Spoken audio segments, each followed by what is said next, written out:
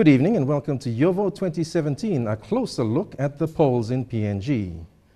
In the past two elections, the number of women who have nominated to run for office in Papua New Guinea has grown steadily. While this has been due in part to efforts by political party authorities such as the Registry of Integrity of Political Parties and Candidates, it has also been a result of women deciding to take on the responsibility that comes with active politics today. Joining me on tonight's program is my co-host, Titi Gabi. Good evening. And Assistant Resident Representative and Head of Governance at the United Nations Development Program, Julie Bukikun. Good evening, Julie. Good evening. Okay. Right. Well, Julie, you had the governance portfolio for the UNDP, and your work has been involved with empowering women and preparing them for politics and active politics. How's that going for you? It's been a very interesting journey. Thank you for, first of all, inviting me to your program. I really appreciate it on behalf of UNDP. Thank you. We've been engaged in this work for quite a number of years. UNDP has been in Papua New Guinea since 1981, and we've been actively working in this space. So when we say governance, it's quite broad, but we do recognize the importance of gender equality and women's rights in terms of their empowerment. And one part of our work that's very significant to Papua New Guinea is empowerment of women in terms of their political life and taking up leadership roles. So in the past, since 2007, we've been a little bit earlier than that, 2006 from then on, we've been doing a lot of programs to help women get into parliament and other leadership roles. So it's been quite a long journey. And of course, this year we also did some work with the women candidates. And just about candidates and women looking at entering politics in this time of the year and these elections this year, has there been a large interest in that? And how did you deal with, there must have been heaps of questions about how to go about doing that. Yes, we started to plan some work to see what we can do to help. As you know, the problem in Papua New Guinea at the moment is very low representation of women in parliament. We all know we have only 3 women parliamentarians, and it's also the same in other leadership areas and positions. So what we've tried to do this year, also with time constraint and funding, we tried to hold something called a practice parliament, and we did that in March. It was really, really interesting because for the first time we received over 200 interests to participate. And that practice parliament really is a week long, a little bit more than a week, about 11 days of different capacity building let's say, exercises for the women, apart from learning the roles of being a parliamentarian, other development issues, for example, the environment issues, governance, good leadership, and so forth. And on the final day, we had an actual parliament session. So for the first time also in, at least the time that UNDP has been in the country, we held that at the National Parliament function room. And it was led by the Deputy Speaker, Honorable John Simon, together with his clerks of Parliament. But from there, I mentioned the 200 or so applications we received. We were only able to get 50 women to participate, and that was what our funding could allow. And from then, 43 of them have now gone into election as candidates. Okay, how does the number 43 compare to when you started your work as for elections and women representation in Parliament? Well, 43 is quite a small number, I must say. In the past, we had more than 100 that we could work with. For example, in 2012, before the elections, we held a similar exercise, and we had the number of women coming in. This year, unfortunately, due to funding constraints, we were only able to accept 50. Of course, we had more than 200, which showed the interest, but it was far less. But now you can see what's out there. We have 167 women who have now nominated to contest. So that's quite promising, Is it higher than the last elections? Or? Yes, it is. In the last election, we had 135. So now, even though it's just up to 167, it's still very significant. I must also point out to the viewers that this is very historic. This is the first time since 1975 that we've had 167 women contest. And are they all affiliated to parties, or are they independents? What's the trend there? Most of them are independents. Some are supported by political parties, but most are going to be independents out there. Yeah. Okay. Do you get questions about, from the women, do you get questions about challenges, election challenges, such as financing, intimidation, those kind of things? Yes, I mean, during the practice parliament in March, we discussed a little bit about this, and at the time they are intending women candidates, but I can point out to the fact that we've done diagnostics after elections, so at least in 2007 and 2012, immediately after, we called the women in to ask them what their experiences was, because that's how it helps us to program and know what to do, you know, in the upcoming election.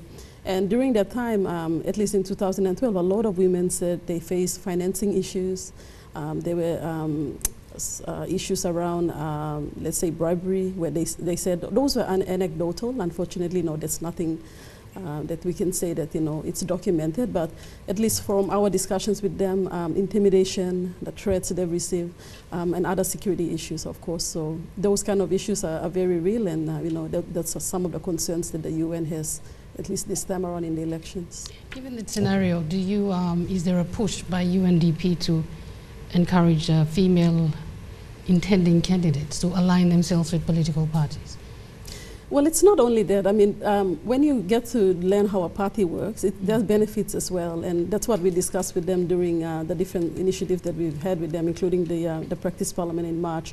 Because when you get to know the person, for example, in 2012, we didn't only talk to the women candidates who contested, we talked to media and the political parties. So we asked them, why is it that you don't support women? And they said, no, it's not that we're against women, but are they a winnable candidate?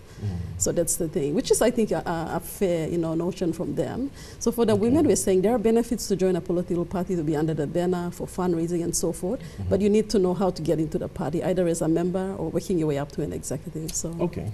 All right, well, we're going to take a look now at one candidate, intending women candidate, and it's a candidate who is attempting to challenge cultural barriers in the male-dominated landscape of Western Highlands politics.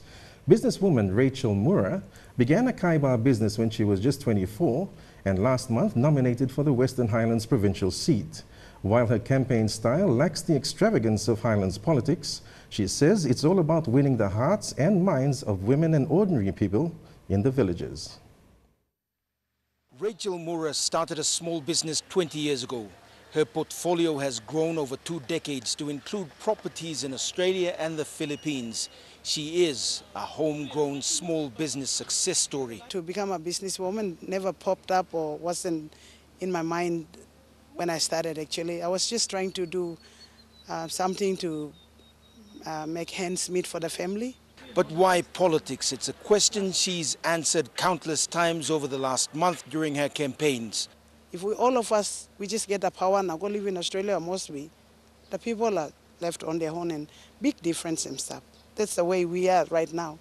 So that's why me put him on, yeah, and I'm happy doing my campaigning, and I'm enjoying it because facts are facts. Rachel Mura says it's about bringing back services to the people who need it the most, like the mama in the village who struggles to budget a small income to the youth in Mount Hagen City.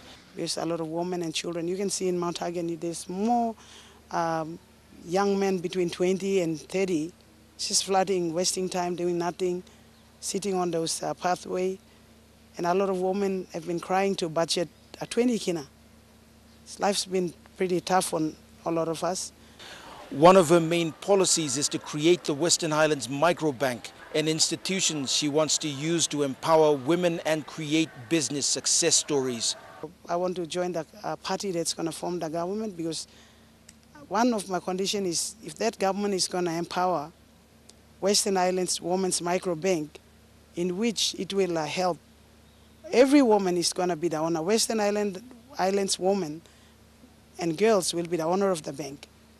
So all like widows, they cannot afford kids' school fee, or a single mother, or any business into anything, like I want to assist them, because I think when there is money in the homes, especially when the woman like myself, when I had money, everything changed. My children, my home, my husband.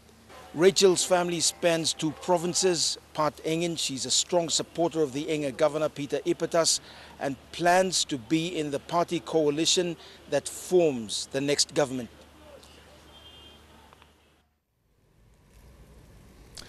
Well, an inspiring story there from about Rachel Mura in the Western Highlands, challenging for the Western Highlands regional seat. And now we cross over to Mount Hagen via Skype to our lay bureau chief who's up there and who reported on that story, Scott White. Are you there? Hello, Scott. Good evening, Neville. Yes, good evening, Scott. We just watched the story about Rachel Moore, and some things that came clear in what Rachel has said is about the challenges that women face, and we've always seen women's challenges as being in the household, but she's now relating that to a national scene, and she's taking a stand to do something about it. Yes, Neville, the story about Rachel Moore is a very inspiring story. I was quite inspired myself this morning when we brought back the story. As I said in the story, she began her career as a businesswoman at the age of 24 with a kaiba in the center of Mount Hagen. That business has grown. She's branched out into other areas of business. She's got properties. She's even got properties in the Philippines and in Australia. And one of the things she said that stood out in this interview this morning was that I've traveled overseas. I've seen what life is like in Australia. I've seen what life is like in other countries of the world. But I really can't leave Western Islands. It's my home. I've grown up here. I have a family here. And that's why one of the reasons why she entered into politics. She says that there are a lot of politicians who have houses overseas. They have one foot either in the Western Highlands or in their own provinces and one foot overseas. They don't spend a lot of time in the province. I am a homegrown woman. I've lived here and I will still live here.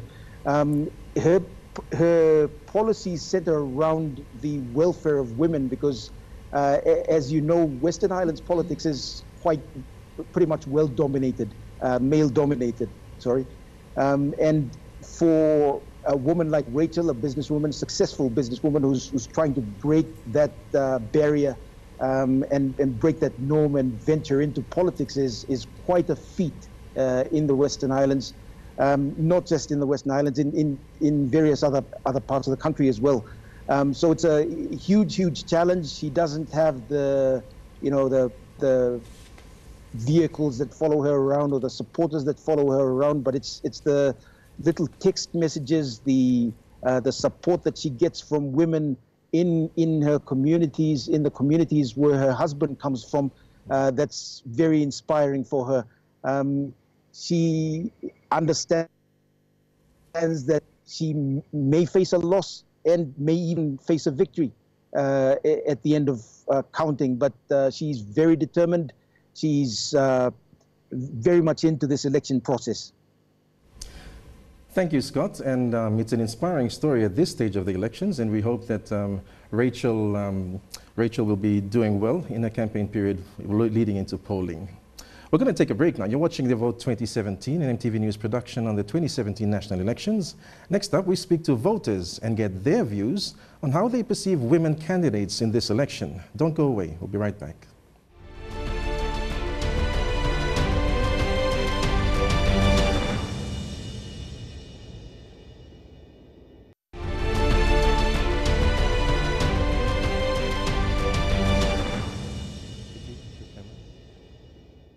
Welcome back to the program.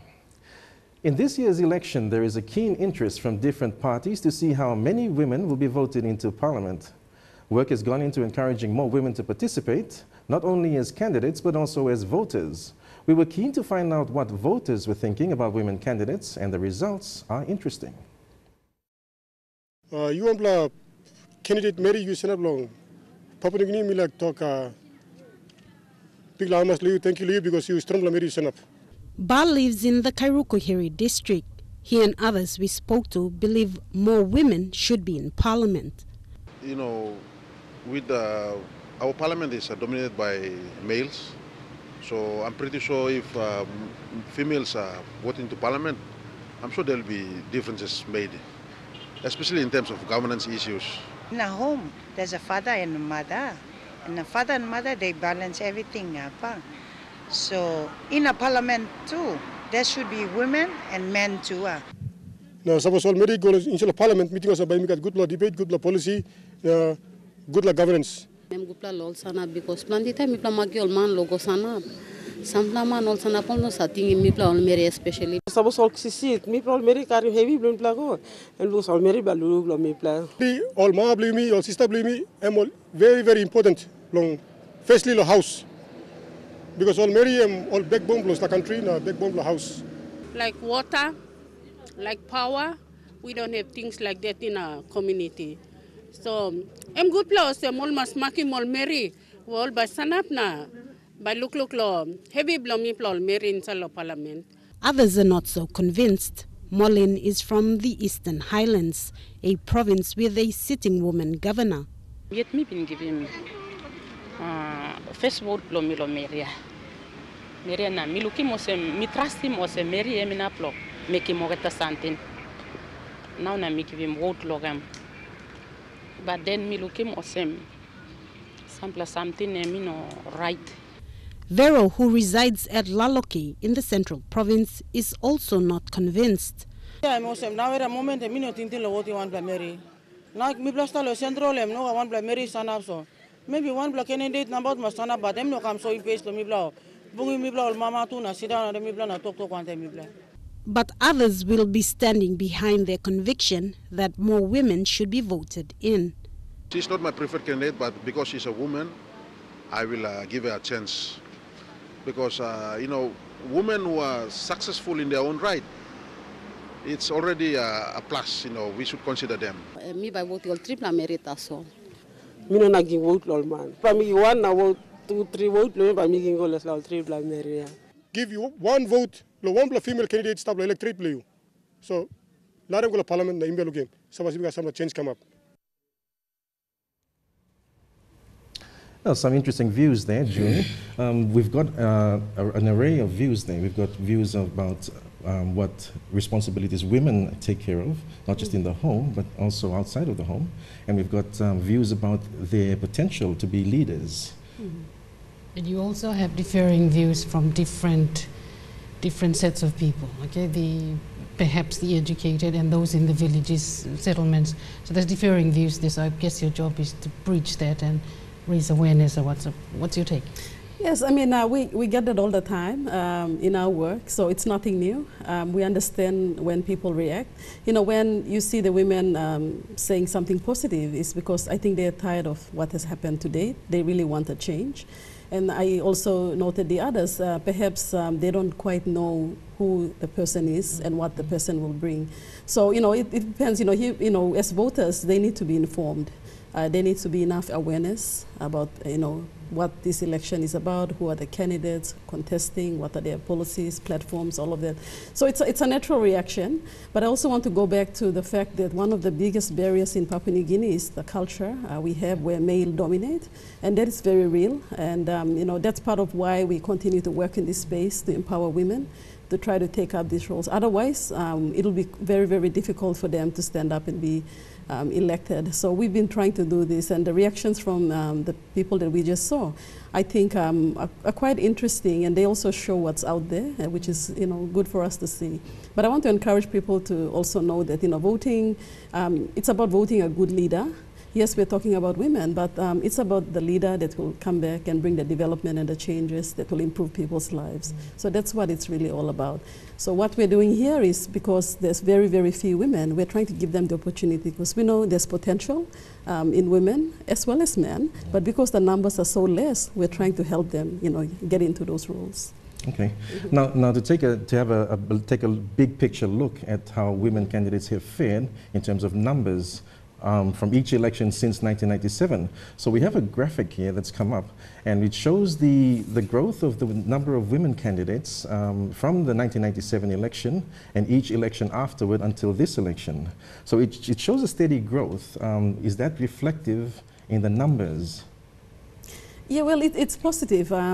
I'd like to point out that since 1997, there's been this slow growth, but there was also, of course, between I'll just get this right here, between 1987 and 1992 that we had no women standing at all. So, you know, it's quite interesting what happened then between these two periods of elections, why that was the case.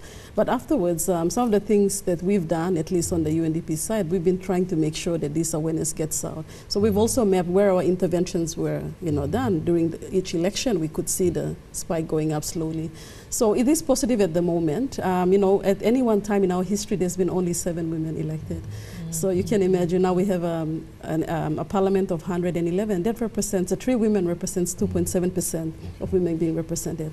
Very, very low. And is there a desired level of representation that we should look forward to? What the UN is calling for through under our convention on eliminating all forms of discrimination against women, we're calling for at least 30% to be represented, and indeed the Commonwealth also calls for this.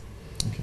The idea of reserved seats was mooted some years back. Where are we at with Yes, it's interesting you say that it was quite high on the agenda just before the 2012 election.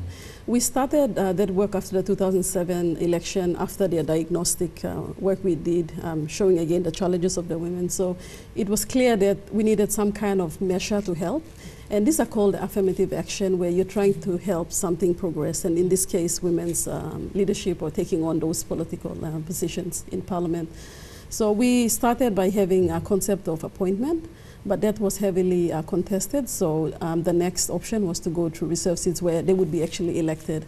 Now, what I must mention is, and I think oftentimes people forget, is a huge change happened in 2011. Our constitution was amended to include those seats, but what did not happen was passing of the enabling law to bring that amendment into operation.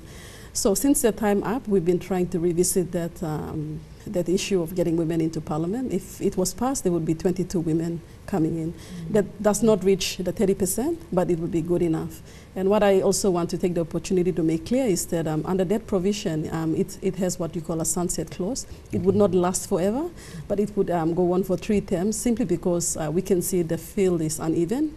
Until women can be accepted as leaders in our country, then the provision can be removed. It's been done elsewhere in the world, and it's been successful. Okay, then, we're going to take a break now. You're watching Your Vote 2017. We'll be back with some views from the Registrar of the Integrity of Political Candidates and Parties, Dr. Alphonse Gelu. Don't go away.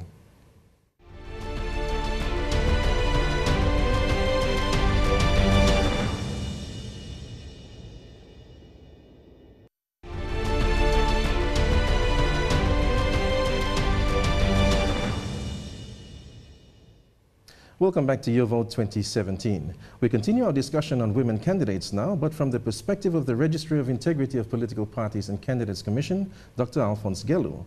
While more political parties have included women candidates this time around because of its financial benefits, more women have nominated as independents. Here's what Dr. Gelu had to say about it. As you said, it's a provision in the organic law which states that a woman candidate that scores more than 10% of the primary votes will be refunded election expenses, but it will go to the political party that endorses her. So that's the reason why we came up with that, to encourage political parties to endorse more women candidates.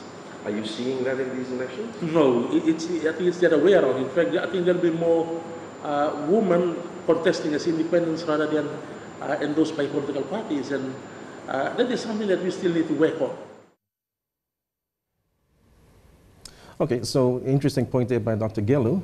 Julie, the issue of independence versus candidates, women candidates endorsed by parties, that's still an issue that needs some working through. Yeah, yes, indeed. That's why one of the big part of UNDP's work is to work with political parties to make them gender sensitive, showing them that there is benefit of having women in there, not only as members, but in their executive, where they're making very key decisions, and also when they go out and support women candidates, as we've been discussing. It's quite important because sometimes the parties, at least the ones that are more organized, it helps with fundraising. When they have trainings and other things going on, the women can benefit as well. And of course, when you're independent, you're on your own in terms of how you organize, your fundraise, your parties, like outreach, all of that becomes very, very expensive. And as we know, campaigns and other things in Papua New Guinea at the moment is very, very expensive. And one of the biggest barriers for women going into election is finance, as you mentioned earlier. So going into parties is quite important. And as I said as well, when the parties know you, they can accept you either as a member and then go on to sort of put you up, as a candidate. But when they don't, it's very hard. And what we're hoping to encourage the parties is to try to open up to see how they can do that, and also the benefit of having women there. What could it be, and how could they strengthen the party as well? Because when it comes to the bigger issue around, for example, parties they go into government, they form coalitions, and very big decisions are made. Debates, passing of budget and so forth, how allocations are done, the planning process. Those are very important. So when you are sensitive to issues, not only women, but you have the issue of disability, maternal health, education, and so forth. You need a balanced, sort of approach to it. And we believe that when you have men and women, as one of the voters just said, it's helpful because you're better able to respond to the development challenge that you're working on. Speaking of development challenges, you can speak on behalf of the women in Bougainville, because they have an impending referendum coming. That's correct. And yes. How do they stand in that progress there for a referendum? Yes, I mean, women in Bougainville are quite resilient, I must say. I really commend them for that. I do a lot of work in Bougainville. It's a really beautiful place. Of course, with the conflict that has happened almost 25 years ago, it's really devastated the place. So what has happened as well is when they negotiated the new constitution, they had 3 reserve seats in. So since the formation of the ABG, the Autonomous Bougainville Government in 2005 up to just recently, they've never had a woman being elected in the open seat, only through the reserve seat. So sometimes the reserve seats were seen a little bit negative. They said, that's for women. You go and, women stand there, don't stand in the open. But we're quite happy to say that as part of our work, we've been working with them, and one of the women that's been receiving support from us through training and other initiatives was elected in 2015. And again, it's historic because this is the first time ever that they've had a woman in, being elected. So we want to also see how that can happen in the country here. Okay. Speaking of strengths, we also need to consider the voting population of females in the country. Yes. And I don't know which way it's swinging, but there is probably potential there to maybe close the gap. I don't know. Yes, true. I mean, our population, of course, in any country, it's almost half and half. I think in Papua New Guinea, women are slightly more, a little bit over 50%, about 55%. So it's very interesting. So it goes back to why women don't vote for women. Indeed, that question has been asked. Why is it?